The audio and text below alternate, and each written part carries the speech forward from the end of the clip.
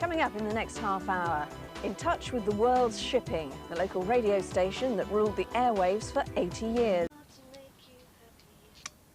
I doubt if there's many people these days who stop to wonder how that thing works, but do you know, it was just over 100 years ago that the world was amazed, gobsmacked, to hear that they managed to send a radio signal from one place to another without using wires.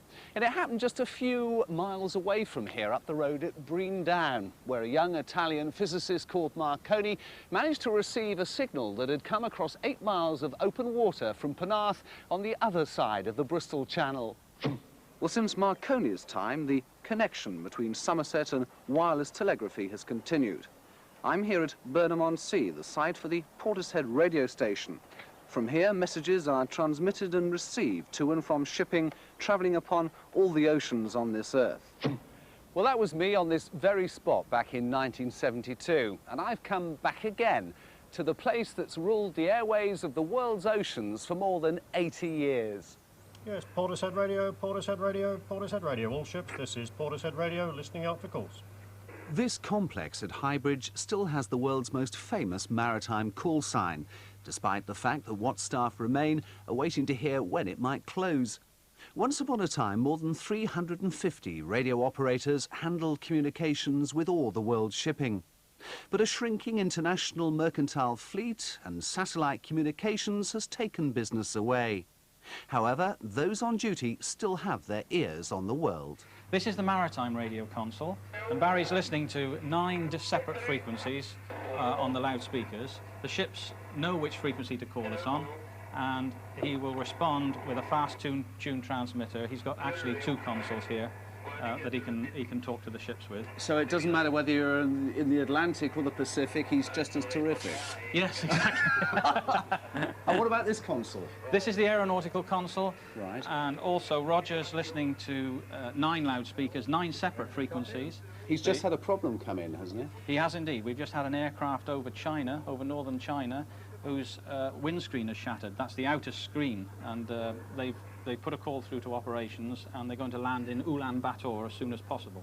Cool, it all happens here, doesn't it? Yes, that's one that's just come in. Now, you don't use Morse anymore, although I see you've still got a Morse key over here. We've still got a Morse key. It's just to show you the old and the new, and this is actually a Morse console here. We still do talk to 1 ship a week in Morse. That's the Russians, isn't it? That's one of the Russians, yes. They still use Morse code, and we've got a loudspeaker listening watch on the frequencies. But this is the device, an example of the sort of thing that's replaced it all, really, is it? This is what the news agencies use, and many people use this now. It's called a Mobeak.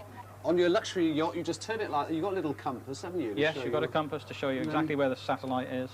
Pick it up and dial the number. It's as simple as that. And this goes thousands of miles up into space and straight to the person you want to talk to? Straight into the local landline network.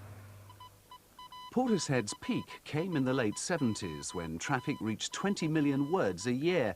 In more recent times, everything from aircraft to round-the-world sailors and balloon pilots like Richard Branson have Portishead Radio to thank for their safety. Well, if this place closes, it is obviously going to be a sad day, and everybody who works here has got to go off and find something else to do. And that includes Sparks. He's the official mouser. There's been one here since the GPO ran this place 80 years ago. Sparks is going to be in need of a home.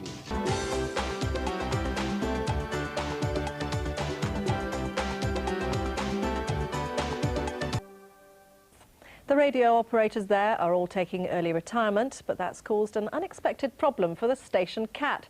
Sparks has been there all his life and faces being made homeless. All ships, Portishead Radio. Weather for the North Atlantic issued today, Tuesday the 4th at 0800 Zulu. For the past 11 years, Sparks has grown up with the sound of ship-to-shore broadcasts all around him. He was the 3rd station cat at Portishead Radio, all of them Ginger Toms. The first was brought in under old post office rules which allowed for a cat to keep mice out of large offices. There's not quite so much call for that now. Portishead Radio was set up in the 1920s to handle shortwave radio and Morse code traffic. Up until the 1970s, communication with warships, liners, tankers and yachts made it one of the busiest stations in the world. Morse code is all but gone now. ships are required by law to have onboard satellite communication equipment. Portishead has gradually wound down and will close completely at the end of the month. It's not unexpected, but it's a very sad day. It's the end of an era. It's in the radio world, it's the end of an era. But what would become of Sparks? He eats and sleeps in the station room and comes and goes as he pleases. Fortunately, a BT manager from the same building is also retiring, and he's agreed to take Sparks as he has quite a soft spot for him.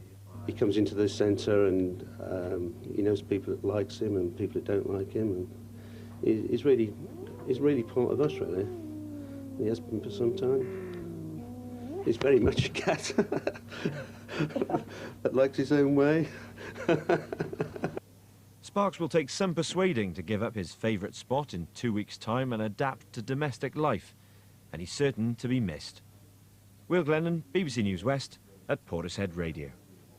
He certainly looks at home there, doesn't he? Yeah, Lovely. very sad.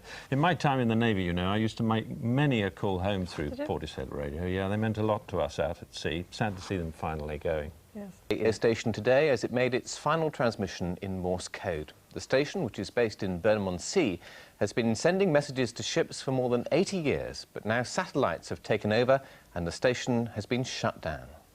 All ships, all ships, all ships. This is Portishead Radio, Portishead Radio. This is the last broadcast from Portishead Radio. This is how Portishead Radio signed off for the last time. The words will have saddened sailors listening on ships all over the world.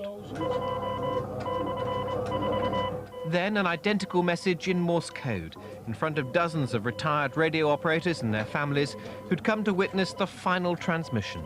Sad. It's sad. There's been a lot of history associated with the station and with radio in particular, and we've seen it grow from nothing to, well, the technological revolution we've got today. In its heyday, more than 300 radio operators worked here, transmitting and receiving messages from ships and aircraft across the globe. In the early days, the dashes and dots of Morse code were the only instant link with home. Now satellites make calling a ship as easy as picking up a phone, and after 81 distinguished years for Portishead Radio, it's over and out.